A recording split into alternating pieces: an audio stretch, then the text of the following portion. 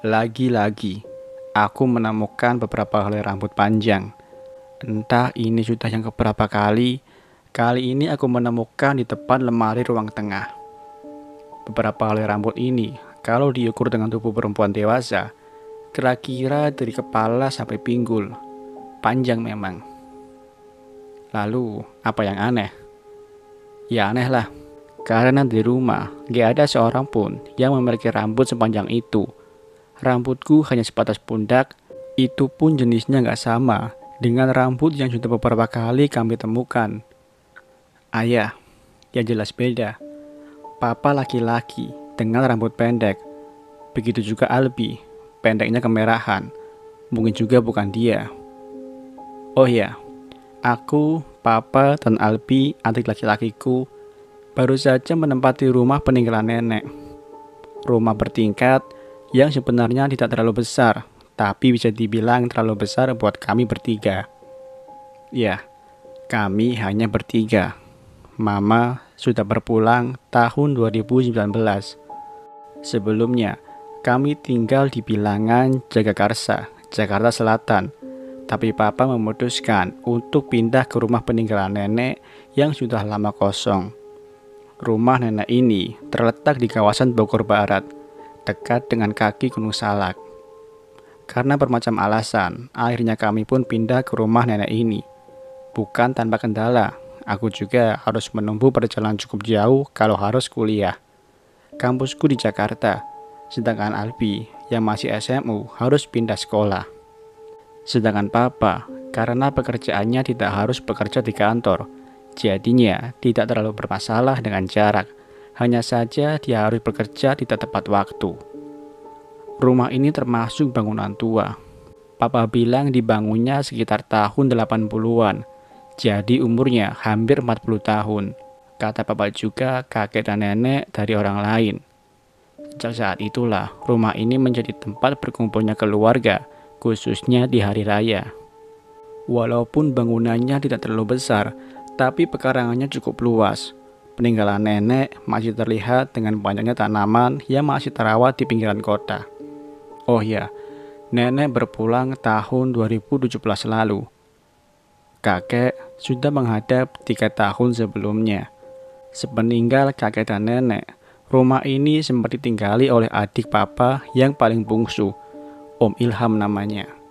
Tapi entah apa, Om Ilham dan keluarganya hanya kurang lebih 1 tahun.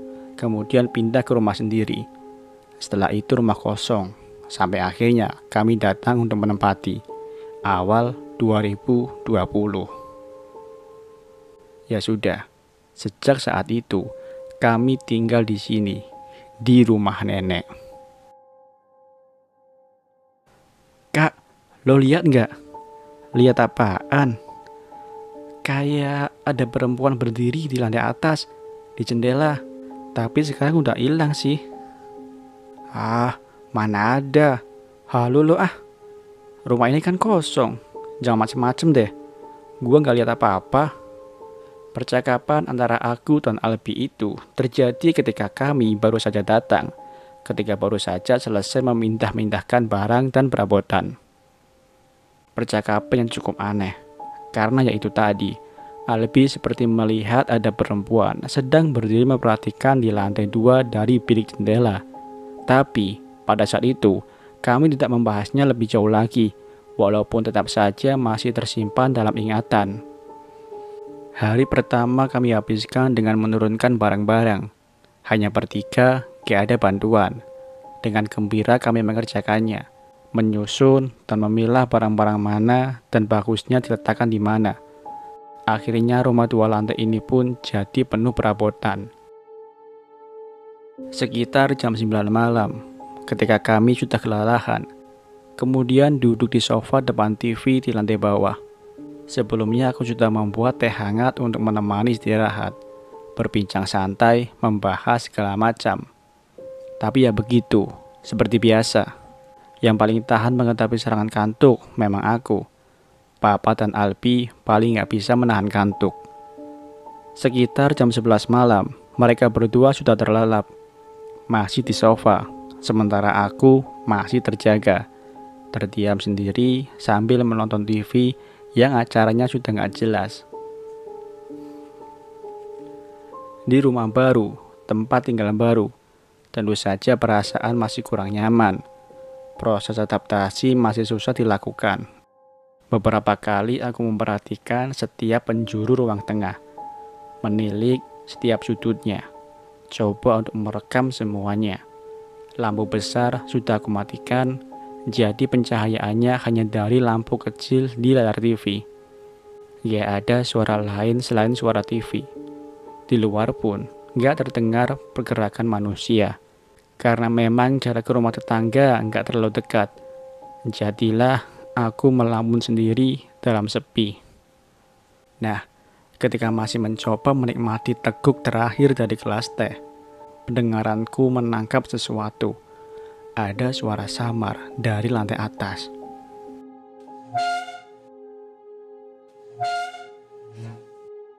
Kira-kira seperti itu bunyinya, seperti ada meja atau kursi yang bergeser. Awalnya sangat samar, tapi lama-kelamaan semakin jelas. Sampai akhirnya, aku mencoba membangunkan papa, tapi mungkin karena sudah terlalu lelah, papa nggak bangun juga. Begitu juga dengan Albi. Setelahnya, suara itu sempat menghilang, tapi hanya sebentar. Beberapa menit kemudian terdengar lagi. Kali ini lebih jelas. Seperti meja atau kursi yang bergeser. Penasaran, aku memutuskan untuk naik dan melihat ada apa sebenarnya. Ku naiki tangga menuju lantai atas yang letaknya di bagian belakang ruang tengah, dekat dapur. Tangga yang gak terlalu tinggi, namun di tengahnya berbelok ke kanan. Lorong tangga memang ada lampu, tapi saat itu papa belum memasang bola lampunya, jadinya gelap. Ditambah, sepertinya lantai atas juga dalam keadaan gelap. Jadinya sama sekali tidak ada cahaya di atas. Satu persatu anak tangga aku injak, perlahan sambil menajamkan pendengaran, karena suara benda bergeser itu semakin jelas. Setelah beberapa anak tangga terlewati, kemudian berbelok ke kanan. Dari posisi ini, aku sudah bisa melihat lantai atas. Dan benar, di atas benar-benar gelap. Jujur, sebenarnya aku agak takut.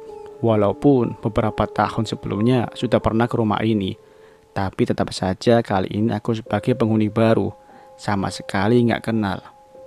Keputusan untuk memutuskan ke lantai atas diri sendiri seperti ini termasuk nekat. Apalagi aku termasuk anak yang penakut. Tapi ya sudahlah.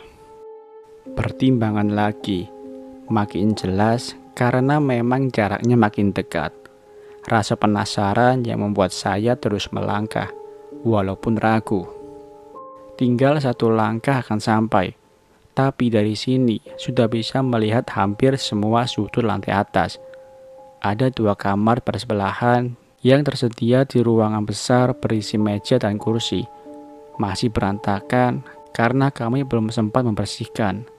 Memang keadaan sangat gelap, tapi karena belum ada tirai yang menutup jendela, jadinya pemandangan terbantu oleh cahaya yang masuk dari luar.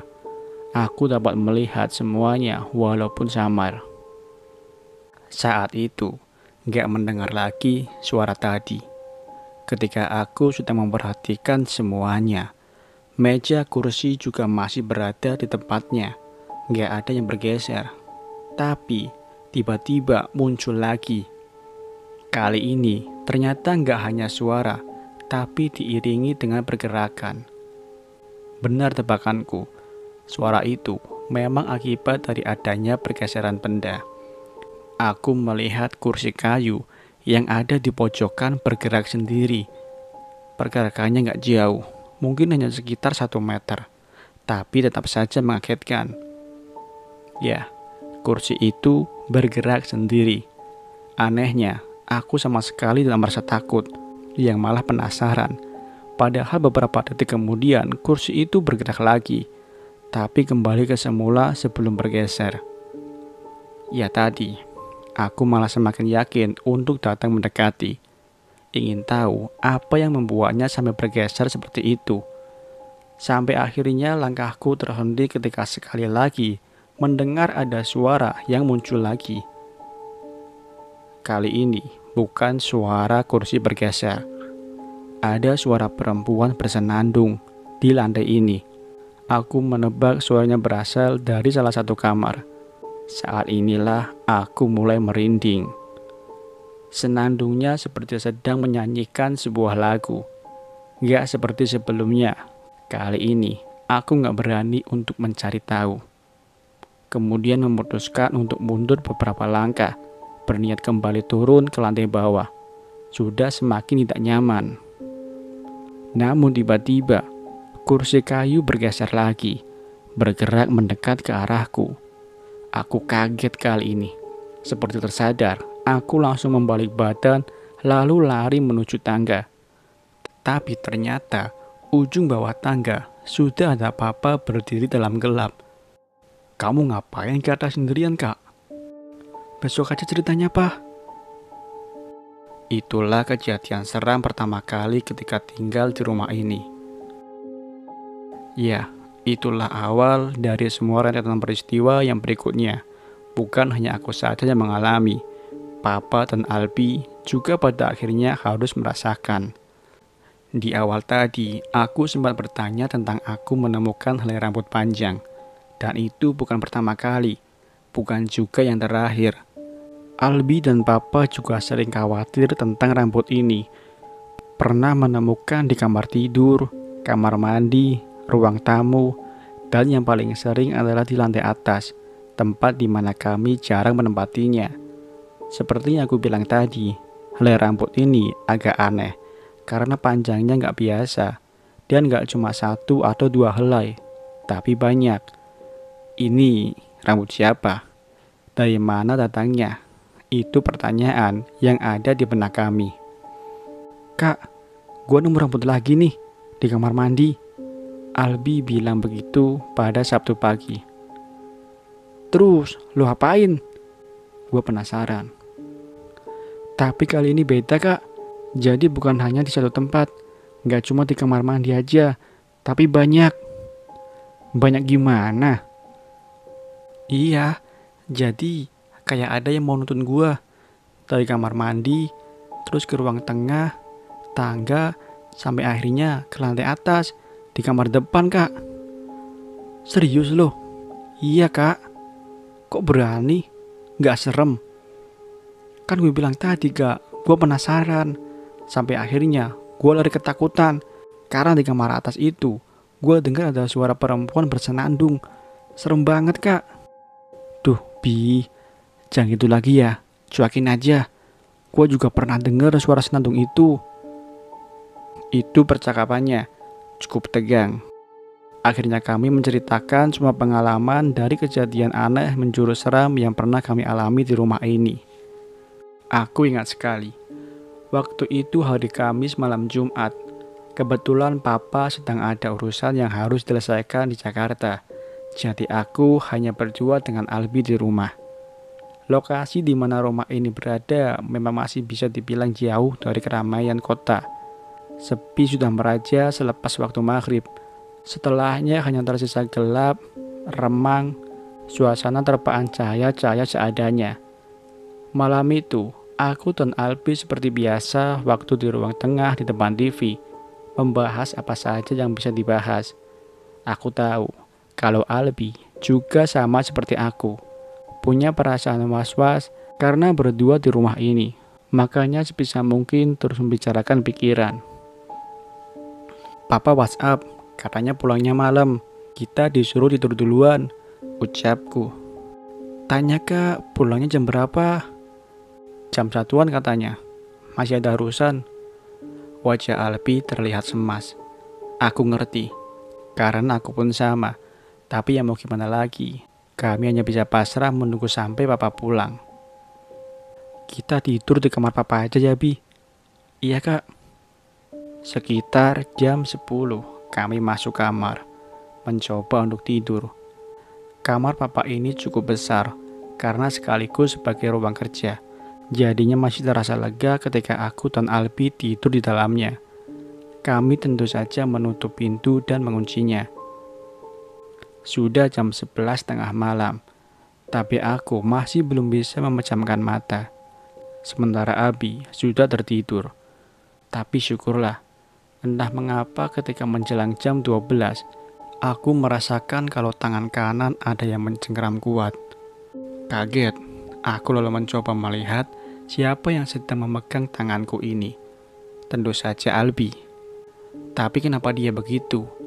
Kenapa mencengkeram tangan? Kamar dalam keadaan gelap, hanya cahaya dari luar jadi sumber penerangan. Walaupun gelap, aku tetap bisa melihat wajah Albi di sebelahku. Ternyata Albi tampak terjaga lebih dulu. Aku keheranan. Di samping cengkeraman yang kuat, ternyata wajah Albi terlihat ketakutan. "Kenapa, Bi? Ada apa?" bisikku pelan. "Shh." Albi memberi isyarat seperti itu, meminta aku untuk diam. Kemudian mengarahkan menuju keluar ke ruang tengah. Aku turuti pemerannya untuk diam dan memperhatikan ruang tengah. Ruang tengah. Kok ruang tengah bisa terlihat? Pintu kamar dalam keadaan terbuka. Makanya kami bisa melihat keluar. Padahal aku yakin kalau sebelum tidur tadi, kami sudah menutup pintu dan menguncinya. "Lo buka pintu kamar?" tanyaku lagi. Albi gak bersuara. Kembali aku memperhatikan ruang tengah. Albi juga. Hening menguasai, sepinya menghujani nyali. Kami hanya bisa terus berdiam diri. Senyap. Sampai akhirnya sesuatu mulai terjadi. Kami mendengar senandung-senandung perempuan.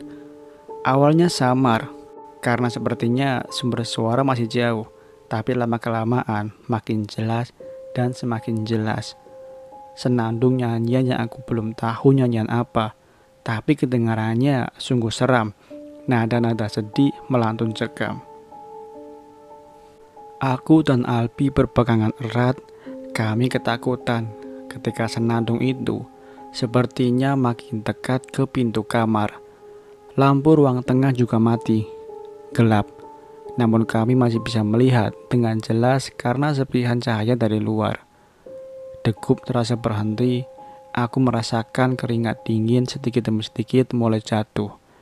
Ketika akhirnya si empunya suara terlihat sangat jelas. Dia berjalan pelan di ruang tengah yang sepertinya dari arah tangga lantai atas. Sosoknya perempuan, pakaian gelap, dengan wajah tak terlihat karena tertutup rambut panjang. Rambut panjang yang tergerai hingga menyentuh lantai. Sungguh sangat menyeramkan. Dia berjalan sambil bersenandung. Yang lebih ngeri lagi, senandungnya diselingi oleh tawa kecil terputus-putus. Terus kami perhatikan sosok perempuan itu. Sampai akhirnya dia duduk di kursi depan TV sambil terus bersenandung dan tertawa kecil. Gak tahan lagi. Perlahan-lahan aku menarik selimut yang ada di kaki dengan maksud menutup wajah kami supaya gak lagi bisa melihat perempuan itu. Albi mengikuti gerakanku. Dia menarik selimut sampai menutup wajah. Ya, akhirnya kami tercekam di balik selimut. Tapi selanjutnya apa yang terjadi? Aku mendengarnya. Kalau senandung mulai bergerak lagi, sepertinya perempuan itu berpindah dari duduk. Aku merasakan itu walau tidak melihatnya langsung. Suaranya makin jelas dan makin dekat. Cekikikan tawanya juga begitu, semakin jelas. Aku dan Albi sadar dan yakin dari suaranya. Perempuan itu seperti bergerak masuk ke dalam kamar, mendekat ke tempat tidur di mana kami sedang berada di atasnya, sedang sangat ketakutan. Sangat-sangat ketakutan. Ketika beberapa belas detik kemudian, dari selimut kami sangat yakin jika perempuan ini berdiri di samping tempat tidur. Kami yakin itu karena suaranya sangat jelas. Gak ada nyali untuk membuka selimut dan melihatnya. Suara senandung makin keras dan jelas, cekikikan sekali-kali juga begitu seram kedengaran. Tangisan Albi makin kuat, aku pun begitu, walau terputus-putus. Sungguh waktu berjalan sangat lambat, bergulir sangat pelan. Tapi akhirnya, entah berapa menit berlangsung, tiba-tiba aku mendengar ada suara mesin kendaraan di halaman. Papa pulang. Bersamaan dengan itu, suara senandung dan tawa cekikikan ikut menghilang. Kami langsung membuka selimut lalu keluar. Di luar, kami langsung memeluk Papa erat-erat. Papa langsung mengerti mengapa kami berperilaku seperti itu.